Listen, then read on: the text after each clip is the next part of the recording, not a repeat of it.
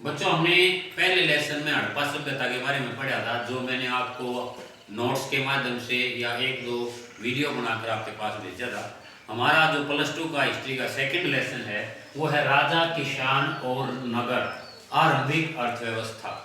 इसका जो time period है वो 600 ईस्वी पूर्व यानी कि BCE से लेकर 600 ईस्वी यानी कि CE तक हम इसका अध्ययन करेंगे। जो इसका सबसे पहला टॉपिक है, पहला पॉइंट जो इसमें आता है वो आता है प्रिंसेप पीरियडसी और आरंभिक राज्य। ये हमारा इसका पहला टॉपिक है। इसमें 2-3 शब्द ध्यान देने होंगे हैं। प्रिंसेप पीरियडसी। लेसन में जाने से पहले हम प्रिंसेप के बारे में जान लेते हैं। यह भारत में एक अंग्रेज अधिकारी था जिसका पूरा नाम था जेम्स प्रिंसेप। जेम्स प्रिंसेप इतिहास में प्रसिद्ध है। क्यों? क्योंकि इसने जो आरंभिक राज्यों में से एक प्रमुख राज्य था मगध, उसका महान सम्राट था अशोक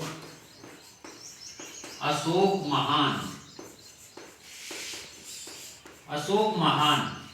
इसने अपने राज्यकाल में अनेक अभिलेख लिखवाए जो 3 लिपियों में थे, 3 प्रमुख लिपियों में थे, ब्राह्मी,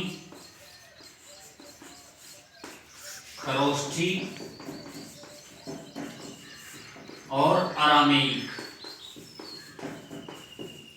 इन 3 लिपियों में इसने अपने अनेक 14 शिलालेख, अभिलेख और अनेक छोटे छोटे शिलालेख लिखवाए। अब जेम्स प्रिंसेप वो पहला व्यक्ति था जिसने 1838 ईस्वी में इन लिपियों को पढ़ने में सफलता प्राप्त की, जिससे हम मगध राज्य के इतिहास के बारे में जानने में सफल हुए। ये लिपियां बाईं से दाईं ओर लिखी जाती थी, बाईं से दाईं ओर। कुछ का तो मानना है कि ब्राह्मी लिपि से ही हमारी आज की हिंदी की जो देवनागरी लिपि है उसका विकास हुआ है। ब्राह्मी लिपि को प्राकृत भी कहा जाता था।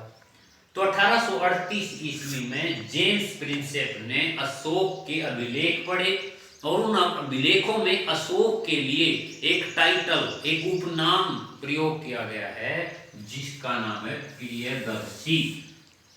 प्रियदर्शी यानी देखने में अति सुंदर, देखने में सुंदर।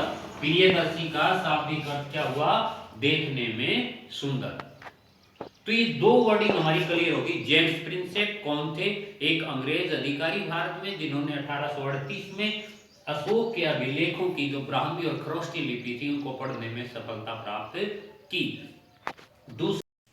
तो प्रियदर्शी में देखने में सुंदर। ये 2 टॉपिक हमारे ये दोनों क्लियर हैं। अब आता है आरंभिक राज्य। आरंभिक राज्य में हम 600 ईस्वी से 600 ईस्वी तक भारत जो है बड़े बड़े राज्यों में बटा हुआ था। बड़े बड़े राज्यों में जिन्हें क्या कहा जाता था? महाजनपद। ये 1 नंबर में क्वेश्चन भी आ सकता है कि महाजनपद किसे कहते हैं। 600 ईस्वी पूर्व से 600 ईस्वी तक भारत बड़े बड़े राज्यों में बटा हुआ था, उन्हीं को हम महाजनपद कहते हैं। अब इन 16 कितने टोटल महाजनपद कितने हुए? 16। तो बच्चों हम इनको एक एक करके इनके नाम और इनकी राजधानी, ये बहुत इंपॉर्टेंट हैं। सबसे पहले यदि हम संख्या के आधार पर देखें तो सबसे पहले हम राज्य लेते हैं अंग। मैं एक तरफ इसका राज्य का नाम लिख रहा हूं और दूसरी तरफ उसकी राजधानी।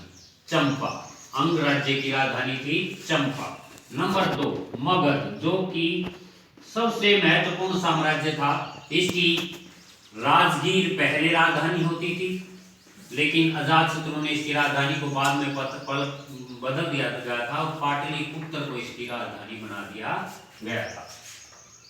नंबर 3 पर आता है इसमें वज्जी। और वज्जी की राजधानी है वैशाली। वज्जी की राजधानी वैशाली। नंबर 4